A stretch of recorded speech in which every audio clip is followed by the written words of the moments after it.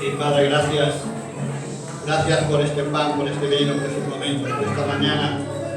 Ahora, Padre, yo oro por tu palabra, tu mensaje, que realmente toque nuestros corazones, nuestras vidas. Porque necesitamos de ti, Señor, más y más cada día.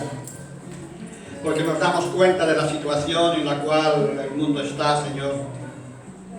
Y más que nunca necesitamos de tu luz y de tu verdad, y así como en el pasado y siempre, cuando tu pueblo, tus hijos han pasado por dificultades, tú siempre te has manifestado, tú siempre te has mostrado, tú has extendido tu mano para salvar y rescatar y perdonarnos y limpiarnos con tu palabra, con tu gracia, con tu presencia.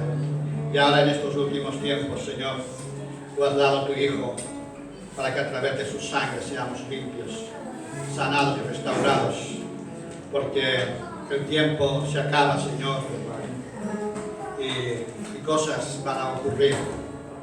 Pero estamos en ti seguros y guardados en tu gracia, en tu amor y en tu paz. Todo ello en el nombre de Jesús. Amén. Amén. Le damos un aplauso a Jesús.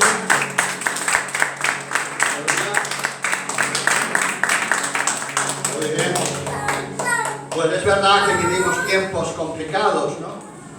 Tiempos que nunca, creo yo, que hubiéramos pensado que vendrían estos tiempos, ¿no? Y tenemos que hablar de lo que está ocurriendo, porque a veces alguno quizás preferiría esconder la cabeza debajo del hombro, como hacen las avestruces. ¿Habéis visto las avestruces? Que tienen este cuello así, debajo de la ala, como decir, ahí estoy cubierto, no quiero saber nada, ¿no? Pero eso no es bueno, ¿no? Porque Dios nos ha dado unos ojos, nos ha dado unos oídos, y aparte tenemos unos oídos y unos ojos espirituales para entender y comprender las cosas, ¿no? Y entonces, pues bueno, es verdad que son tiempos que no esperábamos. Yo os tengo que decir, sabía que iban a ocurrir cosas, pero no de esta forma, de esta manera. Pero bueno, yo creo que como creyentes no nos tenemos que sorprender, porque sabemos, la palabra está llena de la palabra, de profecías, de indicaciones de los tiempos finales. Como decía el domingo pasado, no el fin del mundo, sino el fin de una época, de un tiempo, ¿no? Y entonces, a no ser que, bueno, que como creyentes estemos diciendo, bueno, es que yo no sé realmente quién tiene la razón, ¿no? Porque si tú miras las noticias y miras muchas cosas, dices, bueno, es que unos dicen una cosa, otros dicen otra, y hay eso y hay aquello, y yo qué sé quién tiene la razón, y la palabra dice eso, y bueno, tantas cosas, ¿no? Pero yo creo que como creyentes, el Señor nos dejó la palabra para que no nos pillara por sorpresa. Ese es lo importante, ¿no? Para que no nos pille por sorpresa. El problema del creyente, porque el que no cree, vale, ha decidido esto, ¿no? Pero el problema del creyente, del que sabe que hay un Dios, del que sabe y es consciente que ese Dios, después de haber intentado que el hombre razonara a través de los profetas y tantas cosas, al final dijo, voy a mandar a mi hijo Jesús, ¿no? Y a ver si a él escuchan, pero vemos que no lo crucificaron, ¿no? Aunque él ya sabía que tenía que pasar por esto, porque Dios sabe las cosas, ¿no? Pero Él vino realmente para que seamos conscientes de las situaciones que iban a venir, como muchas veces decimos y hacemos referencia, que Dios siempre habla a su pueblo y a la más gente, porque Él quiere que todo el mundo sea salvo. Él desea y anhela que toda la humanidad crea y se salve. Pero Él también es consciente de que hay muchos que no van a creer, muchísimos, ¿no?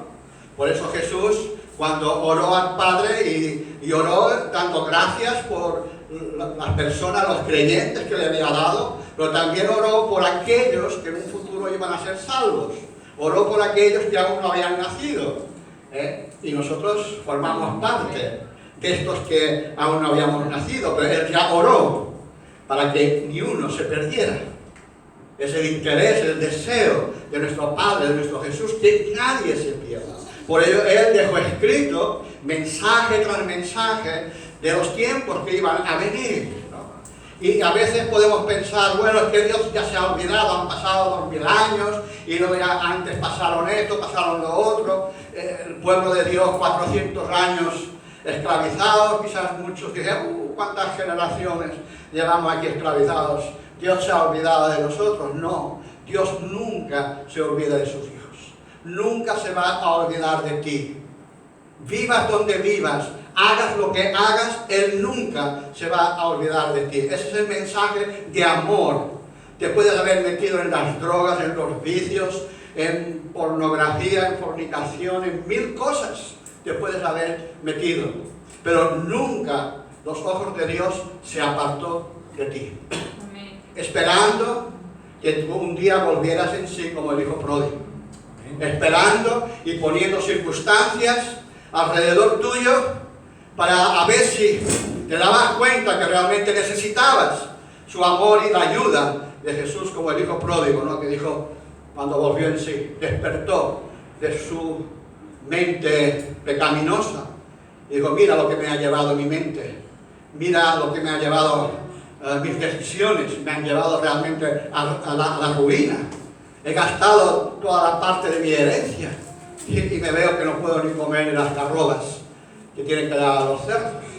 Entonces eso es importante, ¿no? Entonces, como cristianos no podemos decir, bueno, al fin y al cabo, ¿quién tiene la razón? Yo os quiero decir en esta mañana que la razón absoluta la tiene nuestro Señor Jesucristo. Y la dejó escrita aquí en su palabra y lo podemos ver, lo podemos encontrar, ¿no? Y aunque, como digo, pues bueno, grandes hombres de Dios, profetas de Dios, muchas veces tuvieron dudas, ¿no? Y porque veían las situaciones del mundo en el cual vivían en su época, realmente tristes, vergonzosas, pecaminosas, y veían como a la gente le gustaba la maldad, casi podríamos decir, como no sé si habéis visto los cerdos, ¿no? Tú limpias un cerdo bien limpio, bien frotado, y le puedes echar perfume y todo, y cuando tú lo sueltas, directamente se irá otra vez en el celo, la suciedad ahí a revolcarse otra vez. Y así es el ser humano. Le encanta el pecado, le encanta la inmundicia. Pero yo me he preguntado, ¿por qué le encanta el pecado? ¿Por qué le encanta la inmundicia? Y claro, separados de Dios, si no tenemos a Dios en nuestras vidas, entonces ¿qué es lo que tenemos? La parte del diablo. Y el diablo realmente quiere destruir tu vida, quiere matarte espiritualmente. Físicamente no, porque bueno, quizás hacen algunas cosas para que lo pases mal en esta vida, pero él sabe que vas a morir aquí en la tierra, para dejar de existir aquí en la tierra. Pero él quiere matar tu espíritu. Y esto es lo que tenemos que entender. Y en esta mañana, aparte, también quiero deciros una cosa. No nos preocupemos por las fechas de esos tiempos, porque ahora en todo esto surgen muchas preguntas. Bueno, ¿y qué será antes de la gran tribulación, a la mitad de la gran tribulación, después de la gran tribulación, cuándo Jesús va a venir a buscar su iglesia? Hay muchas preguntas. Y yo decía, bueno, realmente, ¿qué pasa en todo esto, no? Y a mí realmente, si es al principio, si es a medianos de la gran tribulación, o si es al final, a mí no me importa en absoluto. Tengo que decir una cosa, yo llegué a la conclusión que esto no me importa, porque de hace muchos años atrás ya estuvimos estudiando el Apocalipsis en profundidad, y bueno, siempre eso, principio, medio, final, tal, ¿no? Lo que realmente nos tiene que importar, aparte de las fechas, no nos tiene que importar si será mañana o si será dentro de 20 años, a mí eso en absoluto, pero sí lo que nos tiene que importar es que nuestras vidas estén preparadas. Esa es la clave.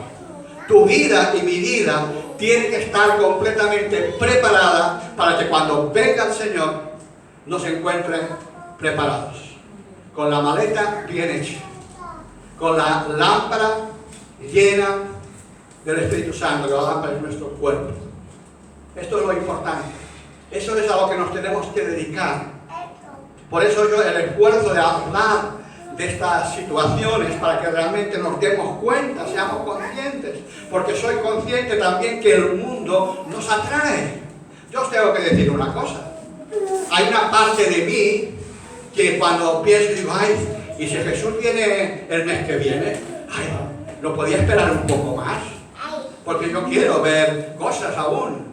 Anhelo ver gente, matrimonios sanados, restaurados, gente convertida. Quiero ver una iglesia potente, una iglesia que evangeliza, que gente es evangelizada y es salvada. Quiero ver a mis nietos crecer, quiero ver cosas.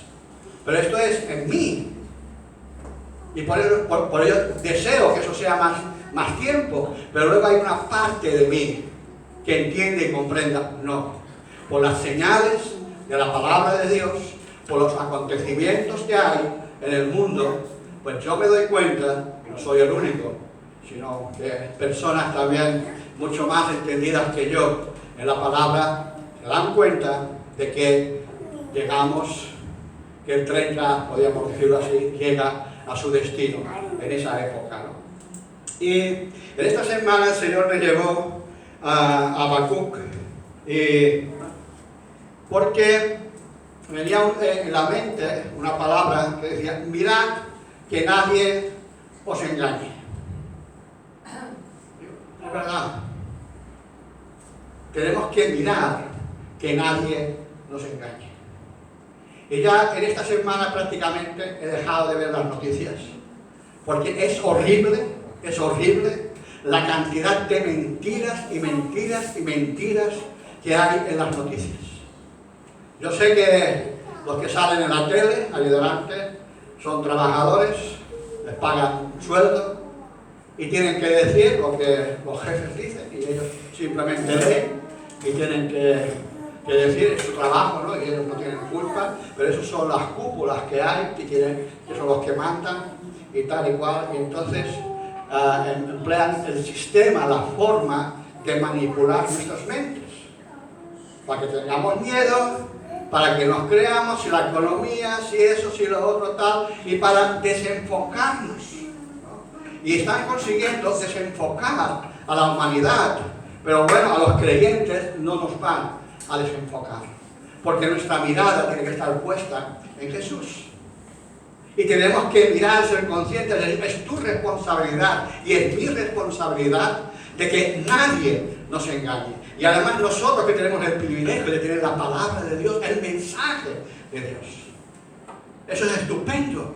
Mirad a aquellos creyentes que no podían ni leer las Escrituras porque estaban prohibidas, las habían prohibido, las habían anulado, pero siempre en la historia ha habido creyentes que aunque no hayan tenido la palabra, han creído en Dios, han creído en Jesús y han andado firmes en la fe, y aunque fueran quemados en las hogueras, aunque fueran fusilados, allí han estado firmes, porque sabían y creían que su fe estaba fundamentada en la verdad de nuestro Señor Jesucristo. Y ya les podían decir, pero ellos decían, no me vais a engañar, no me vais a doblegar, mi fe es firme, y eso es lo importante. Y en Habacuc, en el capítulo 1, encontramos que Habacuc, para ser un poco rápidos, pues él veía la situación de su generación, y él veía que realmente el pueblo, el país, la gente estaba en la miseria, en pecados, en mentiras, en engaños, en toda esta serie de cosas, y le estaba preguntando a Dios, Señor, ¿qué pasa? ¿Qué hay? ¿Dónde estás? Le estaba preguntando. Y a través de la pregunta, entonces en el versículo 5, entonces Dios le responde a Habacuc, que estaba allí preocupado, orando, intercediendo, suplicando, Señor, muéstrate, mira la situación como está, Señor. Y en el versículo 5 dice, mirad entre las naciones y ved. Para mí es una palabra muy significativa, porque no le dijo, mira, si le hubiera dicho, mira a las naciones, hubiera sido para su tiempo, ¿no?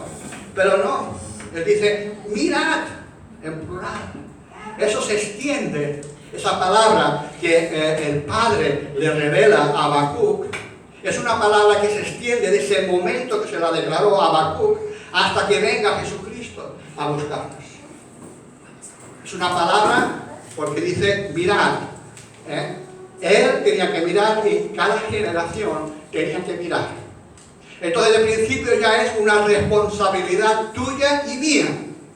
No es algo que esté allí para otro, sino que ahora podríamos decir, mira en cada generación, mira, la siguiente generación, mira entre las naciones y ve. Tenemos que ver. Y no solamente él, porque está en plural, tenemos que ver los acontecimientos que hay.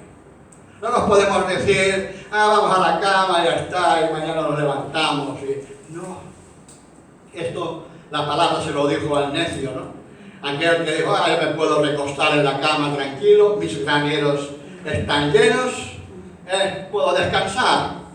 Y bueno, esto era que tenía granero, mucho grano, pero bueno, cualquier que no tenga nada puede decir, bueno, con mi cochecito y tal, conforme yo puedo ir a descansar. Pero el Señor le dijo, necio, esta noche vienen a por tu alma. Y esto es lo triste. Esto es lo triste. Por eso mira que nadie te engañe. Mira que no digas ni entres. Bueno, ¿quién tiene la razón? A mí a veces me han dicho, muchas veces, bueno, pastor, y hay tantos pastores, y hay tantas opiniones, y cada uno dice una cosa y otro dice otra cosa. Vale, eso es verdad, ¿no? Jesús decía la palabra y también lo querían apedrear. Eso ha pasado a todos, los apóstoles también los apedreaban, ¿no? Les expulsaban y los metían en la cárcel y todos murieron, ya sabemos de qué forma, ¿no? Pero lo importante es lo que dice la palabra. La palabra con el Espíritu Santo. No es mi forma ni mi manera, es a su manera.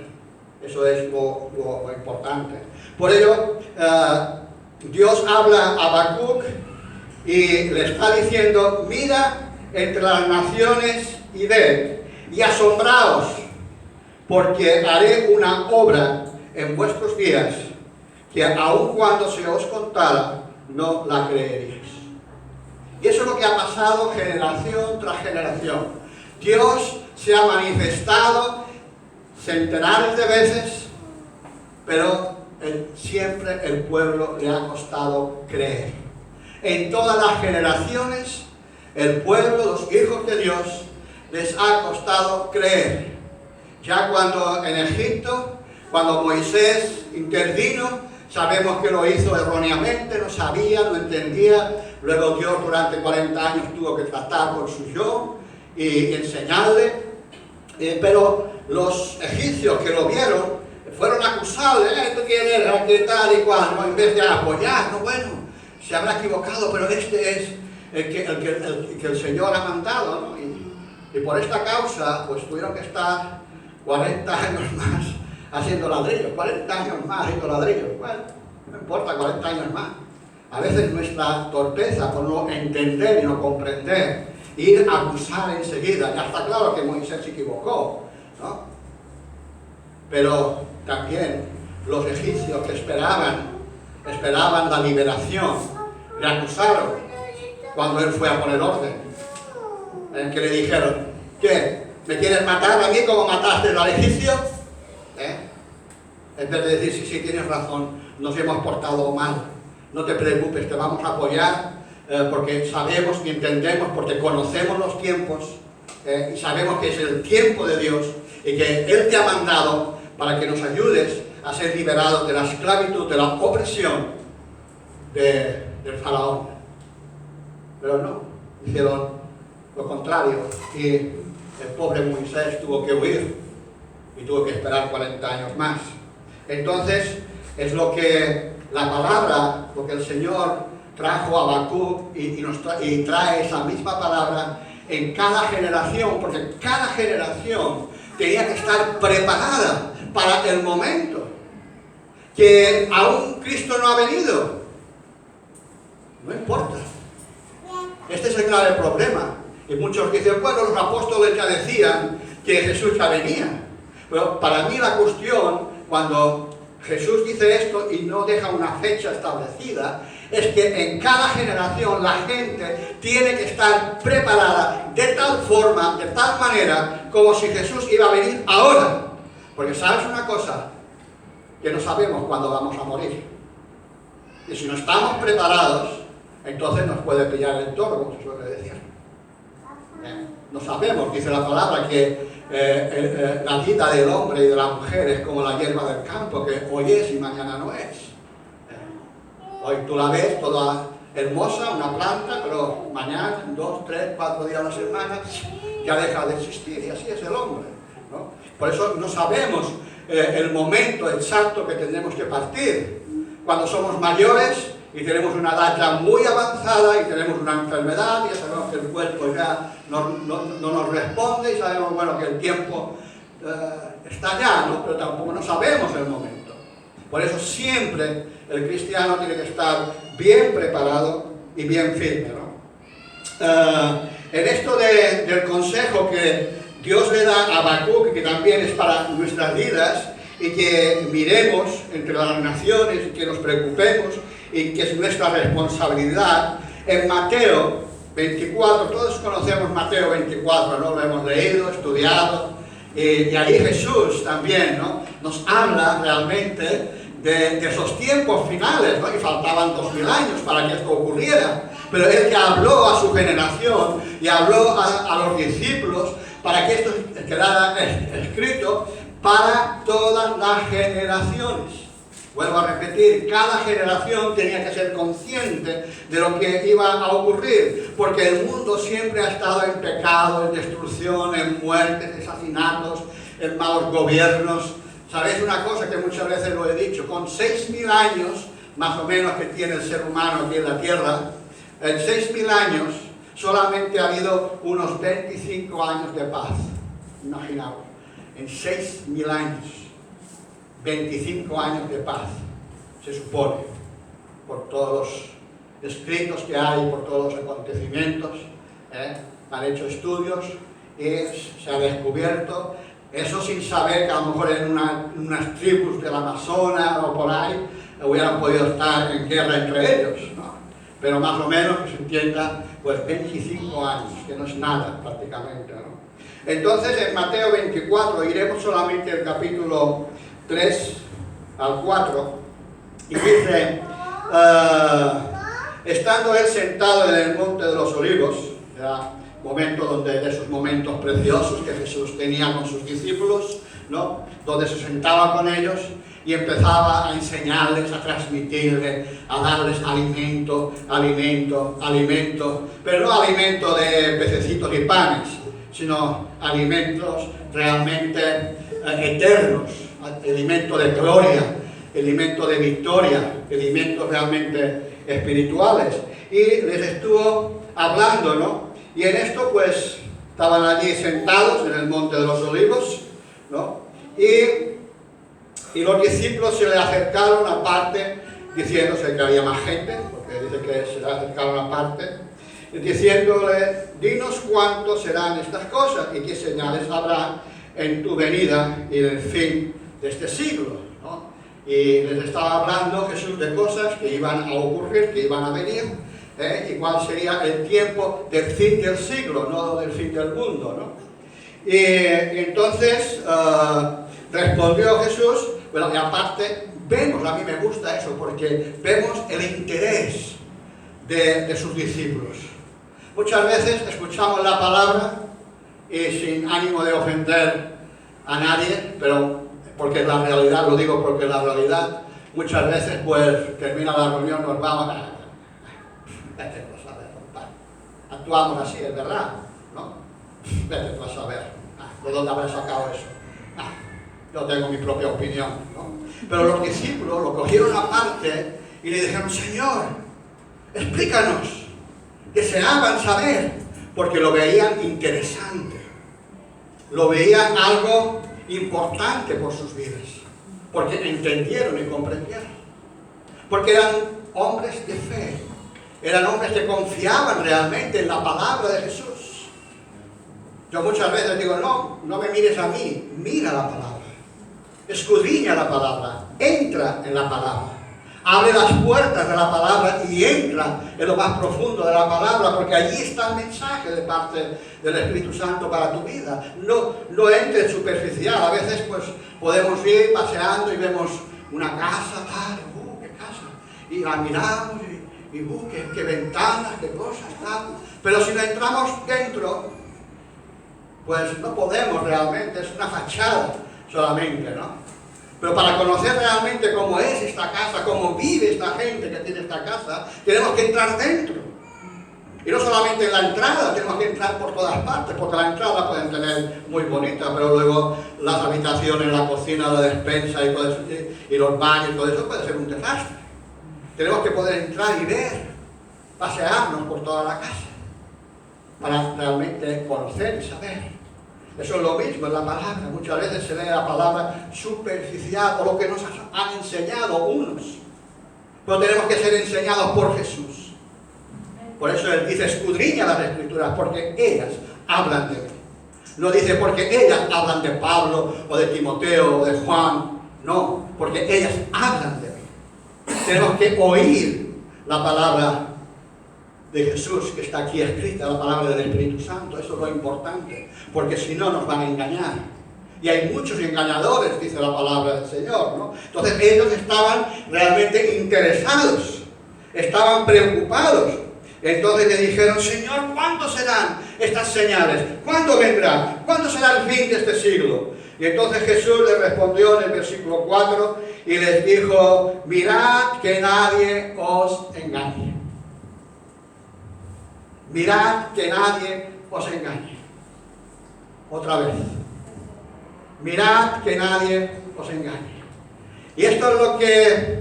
Y de aquí, luego Jesús empieza a darles una serie de cosas, de eventos que vendrán. Se levantarán muchos falsos profetas, muchos falsos cristos, y pasará esto, y pasará aquello, y pasará lo otro. Pensad que estamos en el versículo 4 de Mateo 24. Yo le aconsejo que apuntéis esta nota y apuntéis Mateo 24 y que luego en vuestra casa estudiéis del 1 o podéis empezar del 3 hasta el 44. Y allí nos habla detalladamente de los acontecimientos que van a ocurrir. Pero claro, eso lleva 2000 años aquí. Prácticamente casi lleva 2000 años ya escrito esto. ¿Sabéis las veces que han manipulado esa palabra? Las personas que no han tenido el Espíritu Santo, que no han tenido la revelación. Porque el problema de las personas que van a las Escrituras, si solamente ven la letra, es erróneo. La letra se tiene que ver a través del Espíritu Santo. Además tenemos que recibir la revelación del Espíritu Santo. Yo cuando hace muchos años entendí, pues al principio yo entendía solamente la letra, entendía lo que decía, pero bueno, vale, sí, bien, está bien. Pero cuando recibes la revelación del Espíritu Santo, de la palabra, es decir, recibes esa revelación, como Pedro, ¿no? Recibió la revelación de quién era Jesús, y prácticamente sí, en el Antiguo Testamento estaba, pero él recibe una revelación, porque además Jesús lo confirma. No es porque podíamos decir, bueno, es que Pedro conocía muy bien las Escrituras y por eso supo quién era Jesús, ¿no? Cuando él le dijo, tú eres el Hijo de Dios venido en carne. Entonces Jesús le dijo, bienaventurado eres Pedro, porque no te lo ha revelado ni carne ni sangre, sino mi Padre que está en los cielos. Aquí Jesús confirma que Pedro había recibido una revelación. ¿Y por qué está eso escrito? Para que tú y yo sepamos que necesitamos la revelación de la palabra, ¿no? Y entonces, a través de las preguntas de los discípulos, entonces Jesús les contesta y dice, mirad que nadie os engañe. Entonces, esto es realmente importante para nuestras vidas. Luego en casa leéis los otros versículos que podéis encontrar aquí, que nos van a abrir los ojos, el entendimiento, y vamos a saber que los tiempos están ya cumpliéndose. En Colosenses 2, versículos 8 y 9, también, porque ya os digo, esa palabra pero fuerte. Dice, mira que nadie te engañe. Mira que nadie te engañe. Porque claro, yo escucho a veces, pues tengo una serie de pastores, de maestros, que suelo escuchar, y a veces varían un poco del uno al otro, y eso es normal, ¿no? Porque no todos tenemos exactamente el mismo concepto, ¿no? Aparte que el Espíritu Santo reparte a cada uno conforme él cree, pero tomándolo de uno y tomándolo de otro, y la palabra, pues podemos ver, y lo que coincide uno, lo que coincide el otro. Y en Colosenses capítulo 2, versículos 8 y 9, también encontramos esa palabra que el apóstol también transmite, ¿no? Y dice, mirad que nadie os engañe por medio de filosofías y huecas sutilezas, según las tradiciones, es decir, según las formas, maneras de los hombres, conforme a los rudimentos del mundo y no según Cristo. Yo os tengo que decir una cosa. Nuestra mente, nuestro intelecto, lo que vemos, lo que oímos, yo creo que podríamos decir que un 95% estamos enfocados en las cosas del mundo. Porque vivimos en el mundo, nos agradan las cosas del mundo, vemos mucha televisión, mucho internet, deportes, eso y tal, todo eso está bien.